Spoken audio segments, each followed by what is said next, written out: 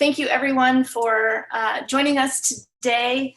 Just want to give you a brief introduction to myself, and then we'll talk about what brain-friendly reading looked like in my classroom, the activities that really fostered a high level of engagement with their learning, and then of course we'll wrap up with time to process together and questions and answers. I am a second career teacher, so I was in business with Ritz-Carlton for 15 years, and now I've actually been in the classroom for 15 years. And I began with brain-friendly reading in November of 2021, when our district partnered with them for a year-long training initiative that began that November. I immediately began to implement it, like literally the next day, because I was so excited about what I had learned and the potential opportunities for my students. Why I jumped into it and why I'm so excited to be a part of this process this summer is because for many years I worked hard to differentiate and meet the needs of my students, and I really in the end didn't get the results that I wanted. Some students were able to have success, but others did not have the growth that I was really looking for. And as we all have seen, the student need now is greater, and the need to differentiate is greater. And this program really allows us to step into those spaces, meet the students' needs where they're at, and had some really exciting results. So I think it's really important to begin with what the kids said. And so at the end of the school year, in anticipation for this conversation, but also really seeking to get feedback on their perspectives, so as I began to plan for the next year, I could incorporate that learning from them. So they were asked specifically what worked for them and what they would recommend for the next year's third graders. So these quotes are directly from kids. I want to say I intentionally chose student quotes for you of students with varied levels in reading and also varied levels in social behaviors. And I'll talk a little bit about that. But Kylie identified that she could recognize sounds easier and that translation into her ability to write. Tommy was all about the games, and as a personality that fits him in the classroom and on the recess fields. So he loved everything about the games. Sammy, as you can see, Sammy's a writer. You don't even need to read all of those words to know that she is a child that really enjoyed writing. But she was able to really clearly articulate, well, what do I do if I get stuck on a word? I can spell it on my arm. I think that the tapping charts really worked. She is one of those kids that, self-professes, I want to be a teacher. Notice the worksheets are fun. That was not Tommy's experience, right? So differing students had differing feedback in terms of what they liked and what they didn't like and what worked for them. And I want to pause briefly because this session is about student engagement, which is why I really worked hard to try and bring you some authentic student voice into this conversation.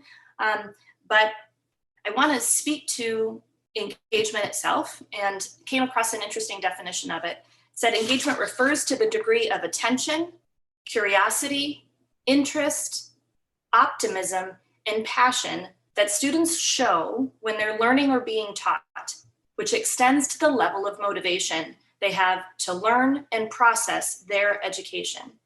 We needed students to be engaged in order to move them to the levels that they needed to be or the growth potential that they had, that student level of motivation. And engagement requires buy-in, not just from the student leaders in the class, but also the quiet ones and all the students in between. I'm going to come back to that concept of student interest and the tie to the outcome a little bit later. So that being said, certainly can cherry pick the responses, and just like engagement tied to interest, different students had different interests. When it came right down to it in the survey, 27 students, that's what I had. It really was a mixed bag. Several gushed and loved everything about it. Remember Sammy and her worksheets. One was a hard no. So my friend Reese literally cut and pasted this quote from his survey response. Okie dokie, here we go. So even though I didn't like any of this, my favorite choice is the good old tapping charts. I mean, I don't like it, but I don't hate it, so it's okay. So I bring that to you to say, I'm not just showing you the good side or the shiny parts of students that were really engaged. There were some that didn't totally get into it. Reese was the only one that was a hard no, but he did it, right? And he was able to show growth. Overwhelmingly, the majority of the students displayed high level of engagement. Gave you a glimpse of favorite activities and least favorite activities, and I did that intentionally also to show student interest, right? So when engaging in conversations throughout the year with my colleagues in the building about what's working and what's not working,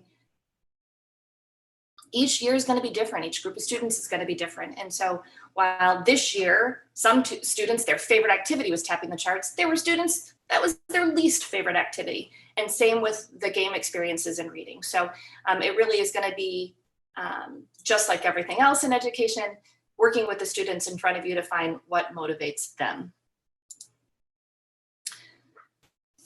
So while student voice and student self-reporting in the Brain Friendly Reading program indicated a high level of engagement, the data is important, right? So even if the kids thought it was fun, but there wasn't evidence that they experienced growth in their reading and writing or learning, then, obviously they would love it if we went out to recess every day, all day, but that wouldn't necessarily impact their reading. So I did want to share a little bit of the data that I had from this year. Overwhelmingly, there was significant student growth measured in a variety of platforms. So the two that I wanted to speak to specifically, we in my district use the Fontes and Pinnell benchmark assessment. 82% of my class were at or above grade level at the end of the year. NWEA reading assessment at the end of the year, 79% of the students were at or above their projected growth. So both of those metrics showed significant growth throughout the course of the year. And then I also added that piece about intervention groups. So we were very actively using brain-friendly reading activities and strategies in small targeted intervention groups. And the students that were in there from February to May, that's when we were really, so I started in November, but I was getting good at targeting those sessions towards the end of January into February. 74% of those students demonstrated growth on their monthly targets. And we were very narrow and specific on those individual targets to make sure that we were hitting those growth metrics that we needed, kind of filling in some of those gaps in learning for those specific students. Definitely, fundamentally, implementation of these instructional practices not only had a high level of student buy-in, it led to increased student performance outcomes. Now, I'm a data person, I like data. So I do want to say there wasn't a sample group to confirm that there is a correlation between these two, but from anecdotally from me, so for 12 years, I differentiated using Words Their Way, worked really hard at it. Some years I had 6 or 7 individual groups working at different strategy levels. Never have I seen the universal progress and retention of those concepts that I've seen in brain-friendly reading. So even though I was really proud of the work that I did to differentiate reading using Words Their Way, I often felt that there wasn't that internalization of these skill sets that I would see over time. And there just wasn't that growth. So I did want to say that anecdotally, compared to what I was doing in the past, this has just been truly, truly phenomenal. I want to take some time and talk briefly, or not briefly necessarily, but talk about the brain-friendly literacy block in my classroom and what that looked like. Faithfully, every day, we began with tapping the chart. IGH, I, IE, IE, I, UITE, EW, What I like about that chart tapping experience is it truly is something that you can fit in almost anywhere. So it wasn't necessarily that here's my literacy block and we immediately start with tapping the chart. We were assigned recess times this year. And so, when it's time for recess, if I don't go, then they're not getting out. And so often I would fit in that chart tapping experience where it just best fit from the schedule for that particular day. And that could take anywhere from 5 to 10 minutes, depending on what we were doing. But every day we tapped the charts faithfully. The first day of a new strategy or pattern or rule, I would introduce the pattern, and the students would then mark the sheets identifying depending on where we were at, the vowels and consonants, the syllable breaks, but they would have, pencil in hand, the pattern from Brain Friendly Reading, and be marking their chart. That was really interesting for me in compared to past practices, because even in that differentiation, using words their way, students in 4th grade, that's where I'm at, the general assumption is that they have owned that concept of what a vowel is and what a consonant is and what they do. And I saw every year there were always a few students mixed in there that did not have that knowledge. And so that marking of the chart experience was fascinating, because again, it brought to life and highlighted the students that didn't have that internal knowledge, and it gave them weekly practice on identifying vowels and consonants and then working on those syllable breaks. The introduction of that pattern and rule with marking the chart, then on days 2 and 3 for sure, we'd come back to the chart because they're so rich, like there's so much that you can do with that. So didn't necessarily give them a worksheet and say, okay, here, do this for the next 30 minutes, but really focusing in on games and playing a game. So day 1, introduce, day 2 and 3 for sure, continue playing the game, and then roughly on day 4, a spelling assessment of some kind.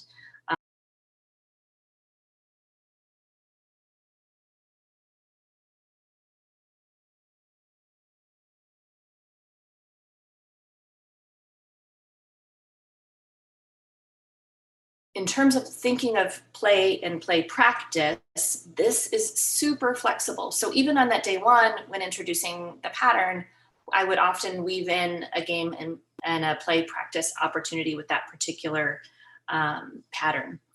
Students, when given a game, like from the Brain Friendly Reading program itself, I had every student prepare every game. So they were, and we'll talk about the games specifically, but what was really helpful for me as well is the flexibility of this program and the ability to have those games, once they're embedded into your classroom practices, right at your fingertips. So if you need to fill time in your classroom, you can say, pull out your Brain Friendly Reading game for today, turn and play with your partner. And it can give you 10 to 15 minutes for them to be engaged actively in learning, practicing the skill, and you can handle that parent phone call, the whatever happened at recess, that lunch recess that you need to deal with. But it is a great time filler, and they are on task should that need to be there.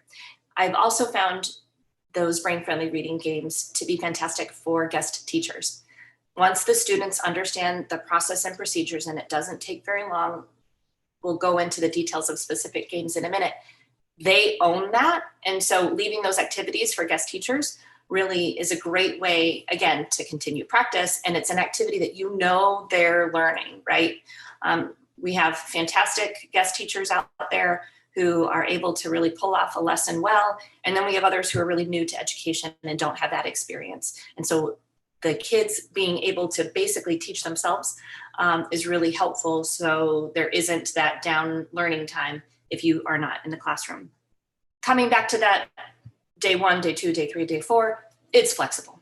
That really was a pretty easy and expected pattern towards the end of the year, when the patterns that we were working at were a little bit more rigorous for some students, like those with like a TION, a shun ending, things that were a little bit trickier for them. I began with some of the easier patterns in order to have general student success. So while we were in 4th grade, and there were definitely some intervention students who needed that practice on long vowels or short vowel, that vowel consonant E, some of those earlier patterns that they should have mastered by 4th grade, it was a great way to begin introduction to this process that allowed for all students' success. This year, I just jumped in, picked a spot that I thought that they could all be successful at to establish processes and procedures within the classroom. As a summative assessment, would take a random list of 10 words from that in terms of using that to find out at the end of the week whether they had mastered that pattern. But the thing that I loved most, which was different from my experience with Words Their Way or a more standard spelling program, the easy ability to have a formative assessment throughout the entire week was really, really helpful for me because I could then quickly determine small group needs, pull those students, give them a little bit of a more intensive practice with me with that particular pattern before getting to the end of that week. And so when they were playing their game or we were working as a whole group, and it allowed me to see where they were at and how best then to support them. In those small group interventions specifically, they were extremely flexible, and most took roughly 15 minutes. And again, quick, sharp, targeted intervention at that specific skill. And sometimes it was literally even playing the game that they were playing with their partners, but with me, so that I could reinforce the particular pattern. We launched in November. I saw amazing growth following this type of a literacy block in that intervention. But what I'm most excited for is September, because my own personal learning journey this year has been just steep. I've learned so much. We were so fortunate to be able to partner with Kristen and her team and have them come into our classrooms and model these lessons and teachings. And they have great resources on their website and their YouTube channels on how to do these things, that every time they came, I felt that I was learning.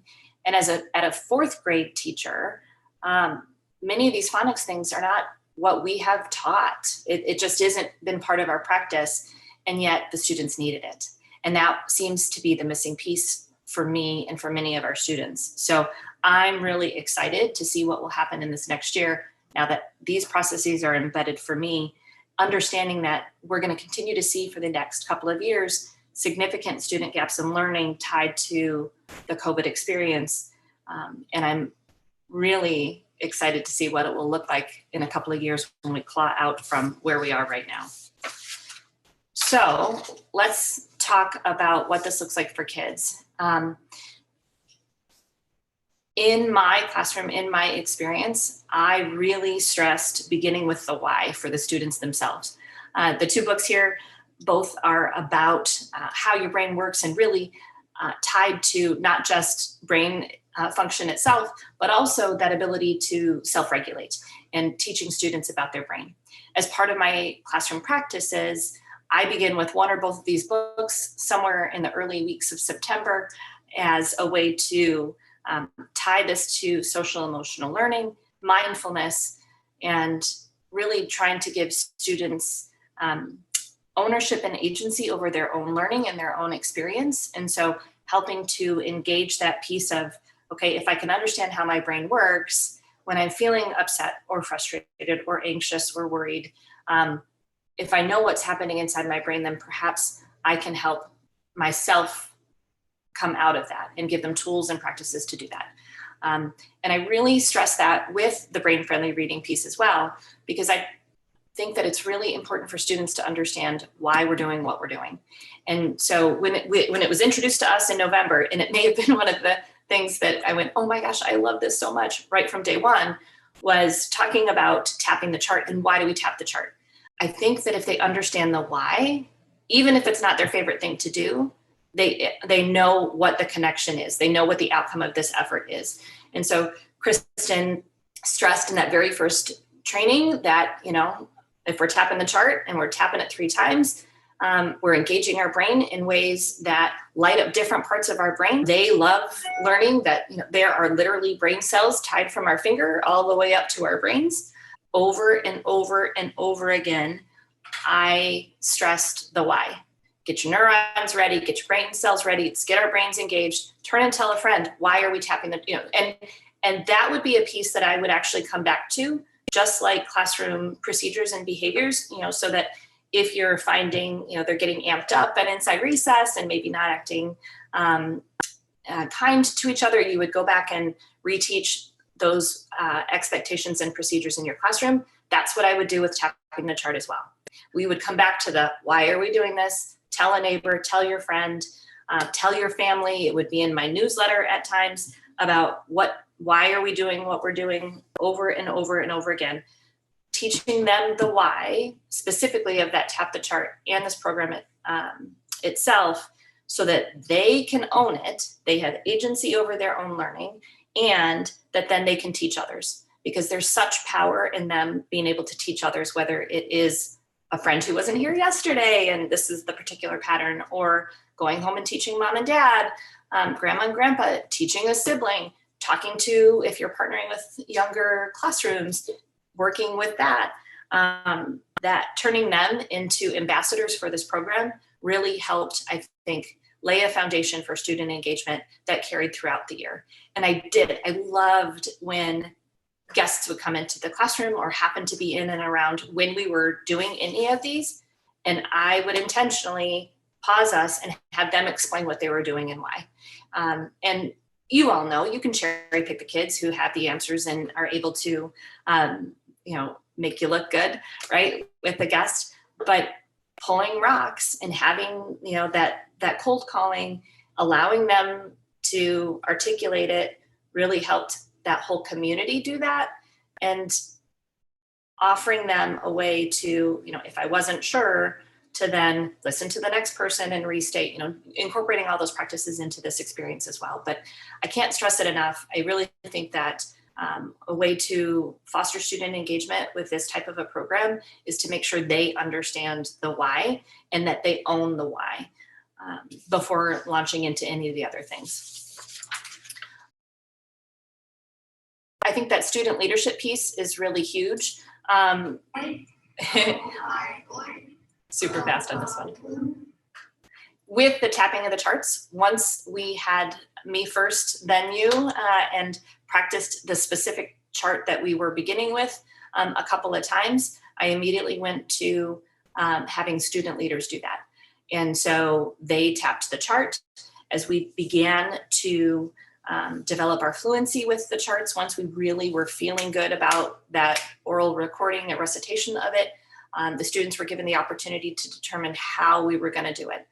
We began initially reading the charts from left to right, but then once we had that down, the student leaders could choose whether we were going right to left, up and down, starting in the bottom corner, doing a circle, doing column, which direction. And it was always fascinating to watch the class when there was a new pattern from a student leader, because their brains would hiccup.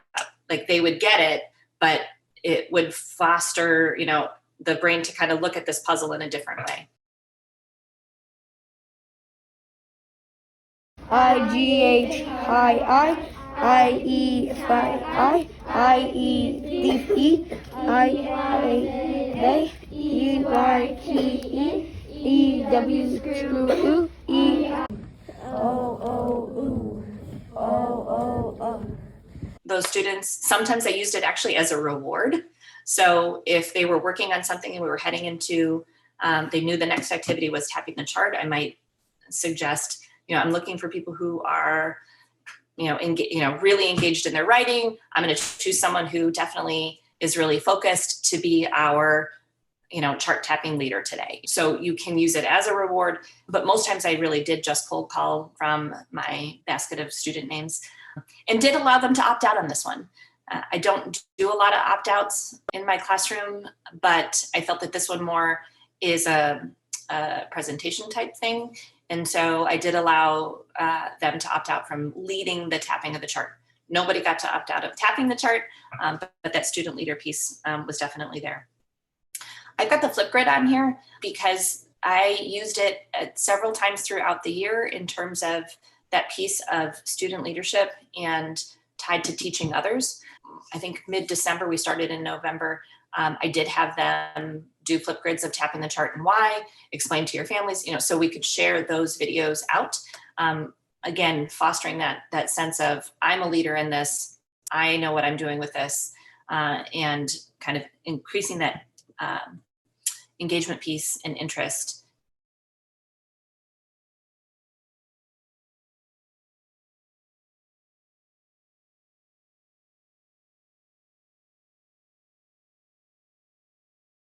Used arm spelling a lot in our classroom, and a key to engagement for us was beginning with arm spelling our names. And that one came from Kristen, her first time in our class. She called a couple students and said their name. So for example, Tommy, we would pound out the syllable breaks, walk through the sounds in each syllable, placing those on our arms. If that's not something that's familiar to you, I know that there are resources for that on the Brain Friendly Reading website that can kind of walk you through that. But they loved that. They loved that. And from the first day that she did it until we went through every student's name, every time we did Brain Friendly Reading, we did a student name or two. They love their own names. They love their classmates' names. They want to spell their classmates' names correctly. It allowed them to take ownership of that, so they could do, write their classmate a letter and they're spelling it correctly. That was really fantastic. I also had students be game leaders, and so they would then teach the class how to play a particular game, even if it was a game that we played over and over and over again. We played Go Fish all year, but there were student leaders every time who said, okay, here are the directions, just as a process and a procedure reminder, so that they could do that. I mentioned the class newsletter. I included in my notes regarding reading and writing, what we were doing from a brain-friendly reading perspective, and the Ask Your Student. So specifically giving parents language to say, how do you play this game? How do you play this game? Why are you tapping the chart? So that they become the teachers of their family, and the families have questions that will empower those conversations as well and open those doors. So let's jump into the games, because that really is where I felt I got the greatest engagement from students and the greatest bang for my buck in terms of student learning.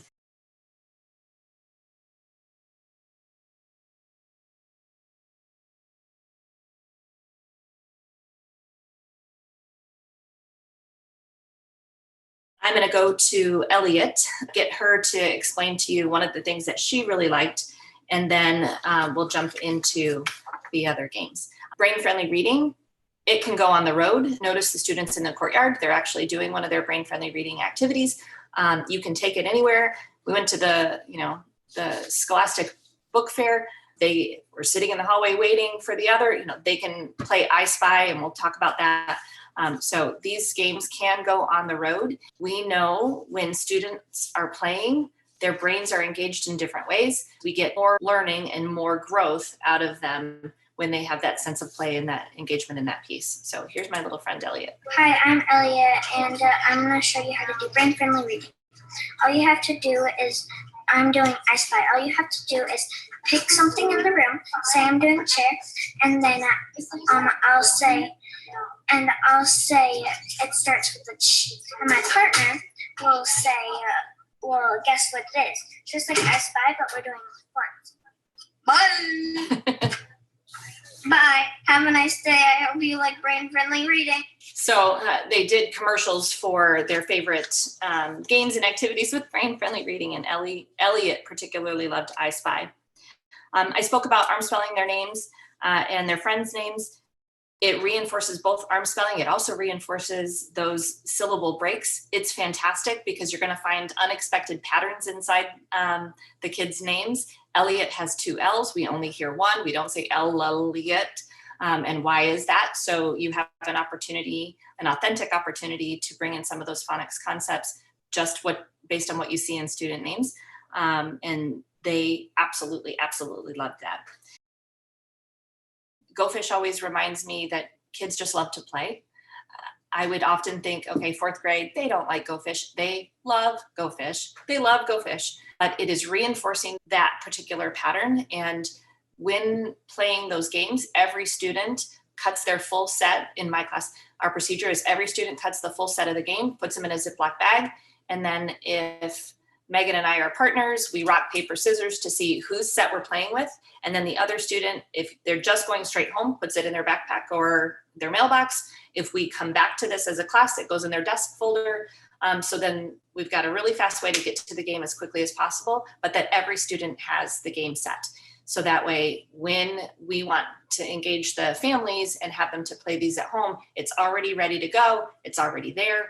I loved the ability to mark those game charts as well with the vowels and consonants, identifying those syllable breaks, all of that. So, and often that would be a really fun place for me to get that work in, because they know they get to play the game and they've got to mark their game board before they can play and before they can get to that activity. They'll do that, because some of that work is just repetition. We need them to do those repetitive activities to own those concepts, but the fun part is the game. And so if we can get them to do that writing practice first and then get into the game, it just turns out to be really successful. I Spy. So that would be one of the ones that I would often embed into like that first day after it had been introduced as a concept. So if we were, like she said, working on blends, and the particular blend pattern was like maybe a CH pattern, they would have to identify something in the room that fit that pattern. And it's great because then they're saying it, they're hearing it. And when I mentioned the abundance of ability to have formative assessments in this is a great example, because if the concept was CH and the student said something that began with a sound, you're like, oh, this child didn't get that pattern. They didn't hear it. They didn't, and it's really easy then to hear what's happening with that. And it's really surprising because you're like, okay, we got this, we practiced it, whatever. But no, these are really great ways, even just listening to I Spy, to identify misunderstandings or gaps in learning that then you can support in a smaller intervention. I Spy allows for student choice, obviously. It's a great game for families. They can play it in the car. That requires zero setup, nothing, no supplies, no anything. Turn and play I Spy. They actually are practicing something authentic to their learning. So it's like, and I did use the analogy with my students, it's the broccoli or the zucchini in the muffin, right? Like they think they're eating a cupcake, but there's vegetables inside there. And that's kind of how they feel often about many of these games. Maureen, I have a question about I Spy. How Elliot explained it, it was the first sound. When we often did it, the kids would do the whole like I spy a g, and the kids had to listen for the whole word. Did you guys ever do the whole word, or did they just do first sounds? We just did first sounds. Okay. But yeah, that I'm actually going to write that down. Thank you for that idea. I love that. We often would, but not, I guess it wasn't always just for sounds as well, because like looking at the photo in here with train, that AI sound, it might be I Spy something that has a vowel team that says A. Okay. So it really was targeted to whatever, as best that we could. But again, that's another one, like if you walked into the door and I needed to have a conversation with you, I could instantly say, turn and play I Spy with your elbow partner. And like the fact that I have something like that is immediately accessible, zero supplies, and they're on track was just outstanding. I loved it. Absolutely a no prep, on task way to buy me a couple of minutes if I needed it. We played Wordle in my class really almost every day. Wordle was an option for them at the beginning of the day when they came in. Again, another no prep for you activity that gets them actually working with letters and phonics and patterns. But what I liked best were the days when I could say, today's hint is it has a blend. And they would literally then get out their blends chart trying to find the Wordle pattern. I really liked the ones where I could say, for today's hint, come see me. Because if there was like train, that would be a great day for that. My hint would be, the vowel team makes an A sound. And because there's so many in there, they'd have to go back into their team's chart and try and play with that. So again, they're building their fluency and their understanding of how different vowels come together to make that particular sound. So sometimes I gave an actual hint in letters. Sometimes I said the hint was come see me and I will tell you the hint. So I just use regular Wordle with my kids, but this one is you make your own Wordle. And so I am so excited for next year because in talking with my team, we're going to have custom Wordles for the 2022-2023 year. So you can make any 5-letter word that you want, put it in there. I was most excited when there was a Wordle word randomly assigned by the New York Times that fit the pattern that I was teaching. I'm like, yes, life's great. The kids, when you introduce them to something that they like, they take it and run. Because another one was like, oh, my mom and I do the Wordle every day now together. Oh, did you know you can play Quirtle where there's 5, so they find their way to really engage with that. But I liked Wordle because I could give hints back to their tapping charts. Ideally hints to the topics that we had already covered, but it also was vocabulary work. Many times there were words that they were unfamiliar with, so there was class conversation around that.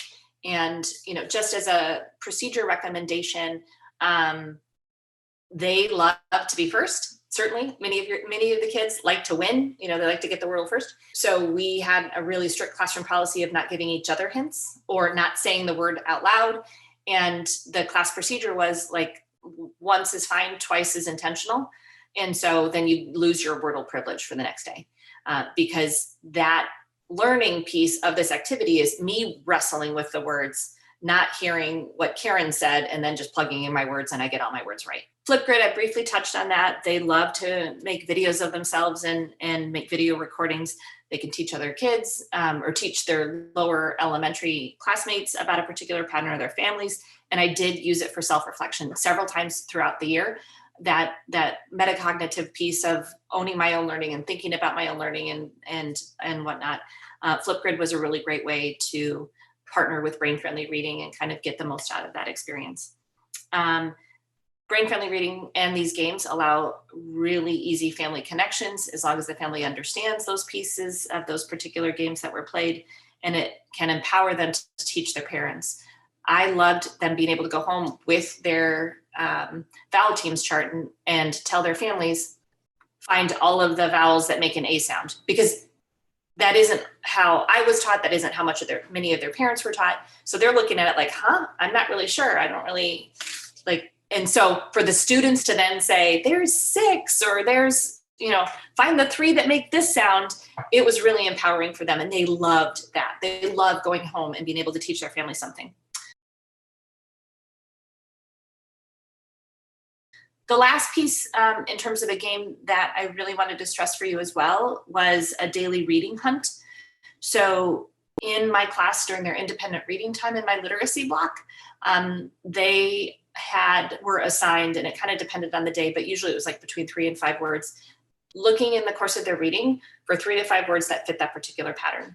So if we were looking for, let's say we were working on a pattern that had doubling the consonant, so hit to hitting, the directions in their daily reading hunt would be to find 5 words that had a double letter when adding that ending. What that allowed for was differentiation. So my high readers are still reading their text, my low readers are still reading their text, but they're all looking for that particular pattern. When we did that, when the TIO and Shun one, those words are showing up in different levels of reading.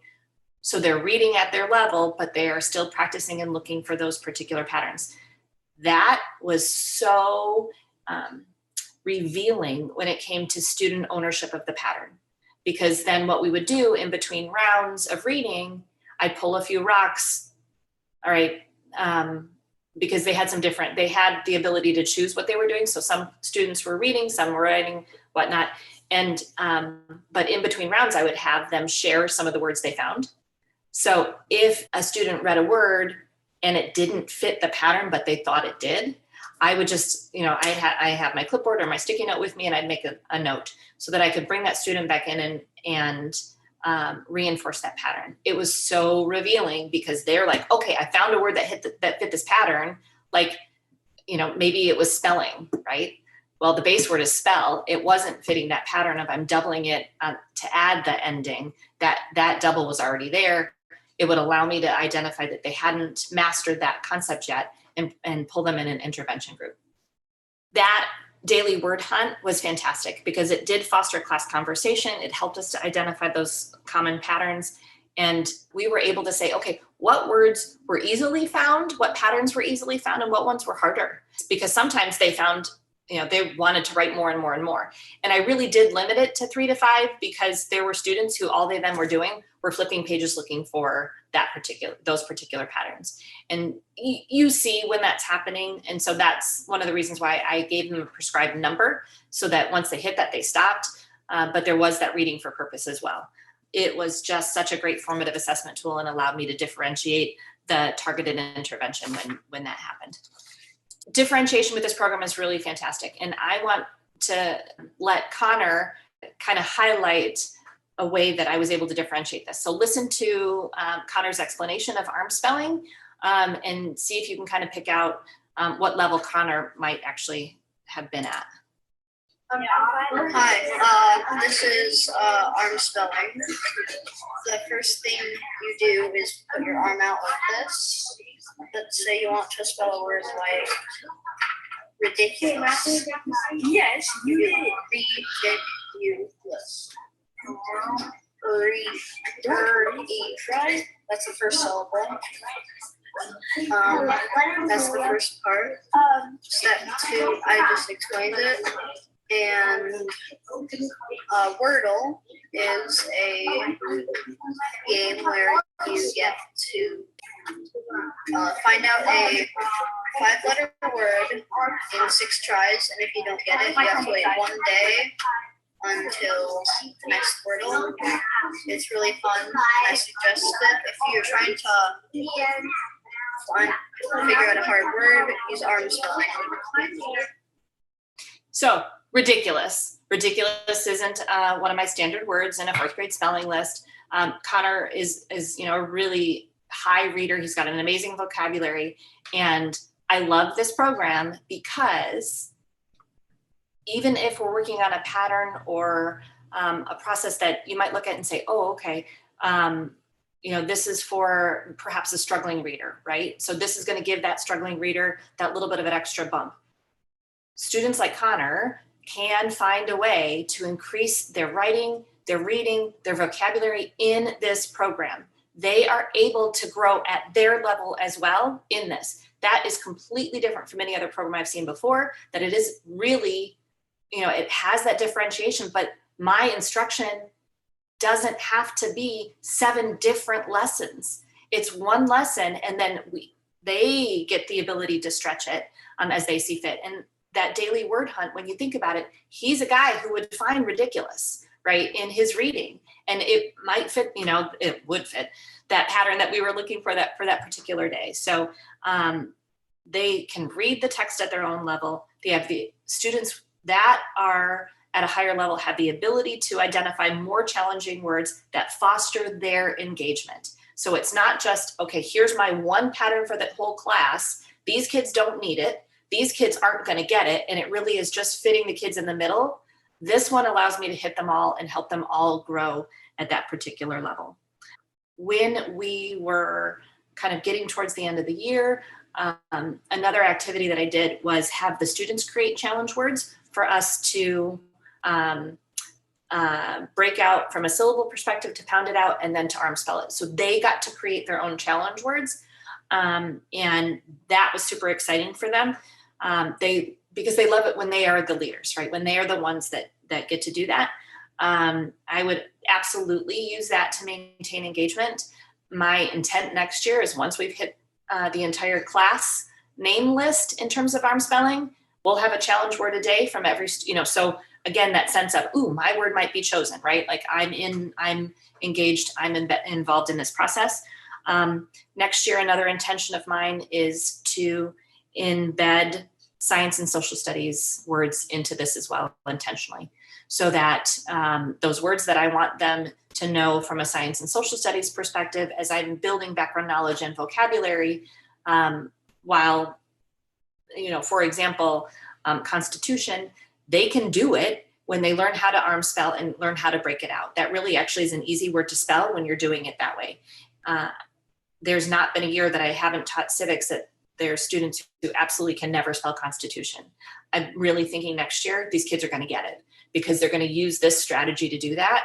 And I can cross all those concepts and blend that all together by including in my challenge words or the words of the day, social studies and science words that I want them to learn how to spell.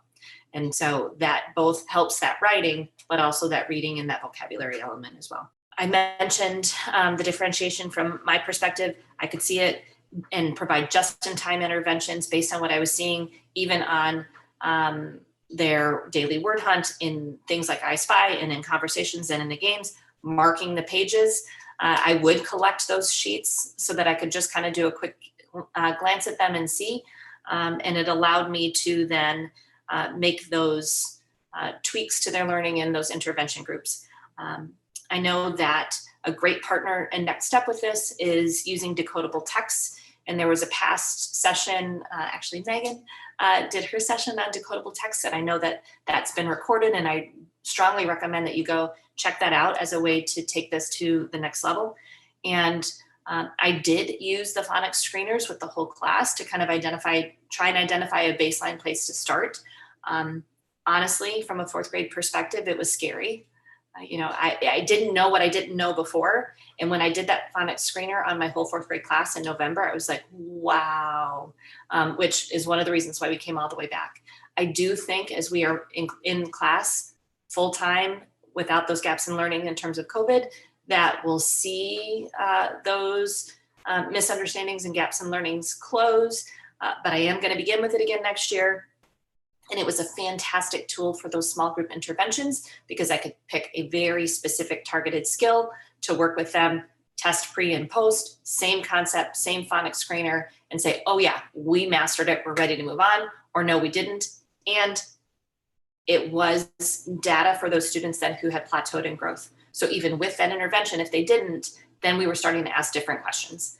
On the multi-syllable words too, how Connor was explaining it, how you were explaining how you're going to use it with your science and social studies, there is a recorded session on that too. So, I mean, you're touching on it, but it is definitely like we have more if people want extra support and like more in-depth explanations. We do have 2 different trainings offered by We Shall Read, and they offer them at a discounted rate compared to other programs that are similar.